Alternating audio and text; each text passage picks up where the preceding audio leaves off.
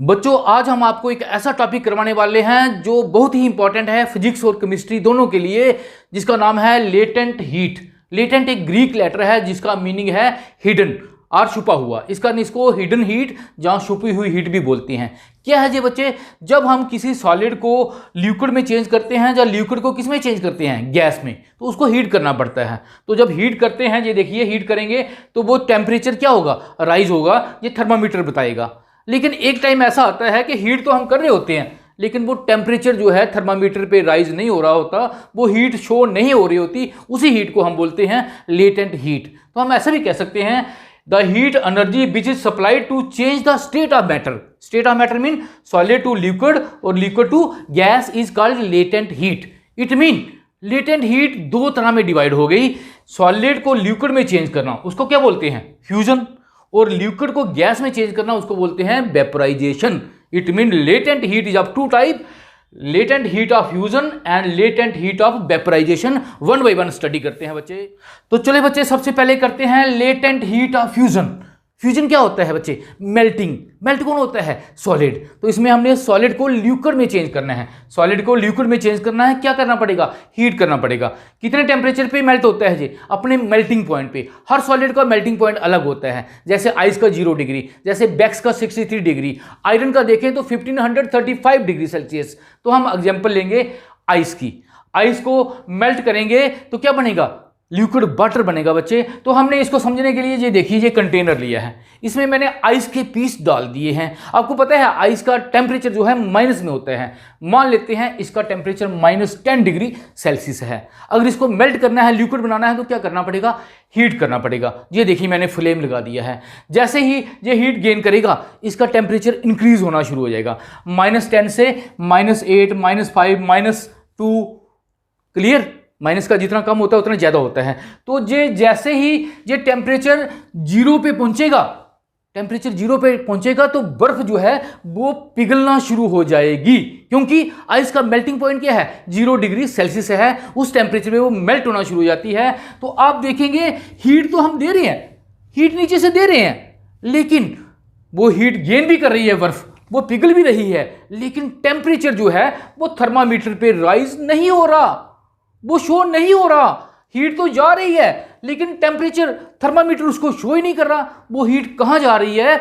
उसी हीट को हम बोलते हैं हिडन हीट, जहां latent heat of fusion mean वो हीट जो उसके मेल्टिंग पॉइंट पे जब वो पहुंचा सॉलिड, तो उसके बाद वो हीट ले रहा है लेकिन उस हीट को वो थर्मामीटर पे शो नहीं कर रहा, दिखा नहीं कर रहा। उसी को बोलते हैं लेटेंट हीट ऑफ फ्यूजन। अब वो हीट जाती कहाँ है बच्चे?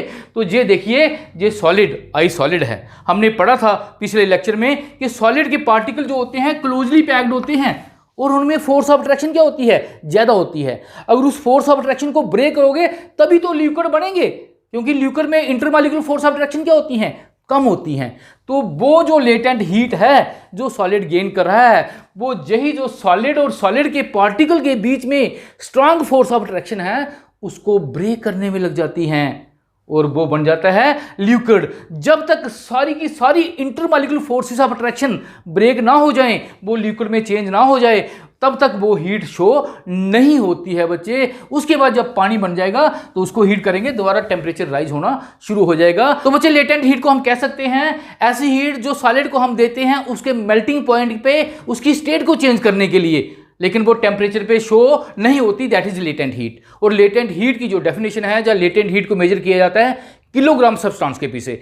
1 किलोग्राम सब्सटेंस जो है वो कितनी हीट गेन करता है? तो डेफिनेशन इसकी बनती है the latent heat of fusion is the quantity of heat required to convert 1 kilogram of solid substance at its melting point into liquid state. जैसे कि वाटर की या आइस की आप देखें वो कितनी है? 3.34 इंटू 10⁵ जूल पर किलोग्राम। 1 किलोग्राम आइस अगर आप लेते हैं उसको 0 डिग्री पे आप मेल्ट करते हैं तो वो इतनी हीट जो है, इतने जूल्स एनर्जी के यूनिट है, हीट के यूनिट है, वो हीट छुपी होगी, वो थर्मामीटर पे शो नहीं होगी। That is called latent heat.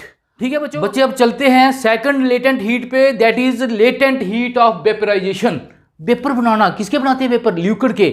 Boil करते हैं, इसको बॉइलिंग भी बोल सकते हैं। तो ये देखिए लिक्विड को हीट करना है किस पे, उसके बॉइलिंग पॉइंट पे, बॉइलिंग पॉइंट जिस पे वो हीट होता है गैस में चेंज होता है और गैस में चेंज हो जाएगा। फॉर एग्जांपल हम वाटर की एग्जांपल लेते हैं, वाटर का बॉइलिंग पॉइंट कितना होता है 100 डिग्री पे रखना है इसको सेल्सियस पे, और ये वाटर वेपर्स गैस बनना शुरू हो जाएगा। हर लिक्विड का अपना अपना बॉइलिंग पॉइंट होता है। जैसे अल्कोहल 78 डिग्री पे बॉयल होता है, मरकरी 357 पे बॉयल होती है। हम बात करेंगे वाटर की। ये देखिए बच्चे, इसको समझने के लिए हमने ये कंटेनर लिया है, इसमें हमने वाटर रखा है, वाटर में एक थर्मामीटर रखा है टेम्परेचर मेजर करने का। तो टेम्परेचर कितना होगा, जितना आपका घर का या जितने रूम का टेम्परेचर है, मान लो 25 डिग्री है या 30 डिग्री है, वो टेम्परेचर इस पर शो हो जाएगा। आप ऐसे भी थर्मामीटर पानी में डाल के देख सकते हैं, वो जो बाहर का टेम्परेचर होगा या आपके घर का, वो टेम्परेचर इस पर शो होगा। अब हमने क्या करना है, इसको बॉयल करना है। अगर बॉयल करना है, वेपर बनाने हैं, तो इसको हीट करना पड़ेगा। ये देखिए हमने नीचे फ्लेम लगा दिया। जैसे ही ये हीट गेन करेगा, वो टेम्परेचर थर्मामीटर पे इंक्रीज होता जाएगा। अगर 40 है तो 50, 60, 70, 80, 90, और उसके बाद कितना आएगा 100 पे जाएगा। जैसे ही ये टेम्परेचर 100 पे पहुंचेगा, हमारा जो वाटर है लिक्विड, वो वेपर्स बनना शुरू हो जाएगा। ये देखिए वेपर्स बनना शुरू हो जाएगा, गैस बनना शुरू हो जाएगा, और आप हैरान हो जाएंगे कि टेम्परेचर तो हम दे रहे हैं, नीचे से हीट तो दे रहे हैं, लेकिन थर्मामीटर पे 100 के ऊपर जो स्केल है वो नहीं जा रही। मीन टेम्परेचर वो शो नहीं हो रहा है, हीट तो वो गेन कर रहा है। आप हमने और हीट लगाई तो ये शो करेगा, लेकिन वो शो नहीं कर रहा। क्यों? उसी हीट को हम बोलते हैं लेटेंट हीट। वो हीट कहाँ जा रही है, वो स्टेट चेंज करने में, लिक्विड को किस में चेंज करने में, वेपर्स में चेंज करने में लग रही है। जब तक ये सारे वेपर्स नहीं बनेंगे, तब तक थर्मामीटर में कोई चेंज नहीं आएगी। तो ऐसा क्यों होता है बच्चे, हमें पता है लिक्विड के मॉलिक्यूल जो हैं, ये देखिए लिक्विड को हमने गैस में चेंज करना है, उनमें होती है इंटरमॉलिक्यूलर फोर्स ऑफ अट्रैक्शन, थोड़ी वीक होती है सॉलिड से, लेकिन गैस से क्या होती हैं, ज़्यादा होती हैं। जब तक आप उन अट्रैक्शन को ब्रेक नहीं करेंगे, तब तक वो वेपर नहीं बनेंगे। तो वो जब 100 डिग्री पे टेम्परेचर पहुंचता है, उसके बाद जो एनर्जी जो एक्स्ट्रा हम देते हैं, वो लग जाती है इन्हीं फोर्सेस को ब्रेक करने में। ठीक है, जब तक ये फोर्सेस ब्रेक होती रहती हैं, तब तक वो हीट शो नहीं होती, वो उनकी काइनेटिक मोशन को या काइनेटिक एनर्जी राइज नहीं करती, और इसी हीट को हम बोलते हैं लेटेंट हीट ऑफ वेपराइजेशन। अब चलेंगे डेफिनेशन पे। इससे पहले बच्चों लाइक कर दें, वीडियो देखने के बाद आप भूल जाते हैं, अगर आप लाइक करोगे तो और अच्छी वीडियो आपके लिए लेके आऊंगा।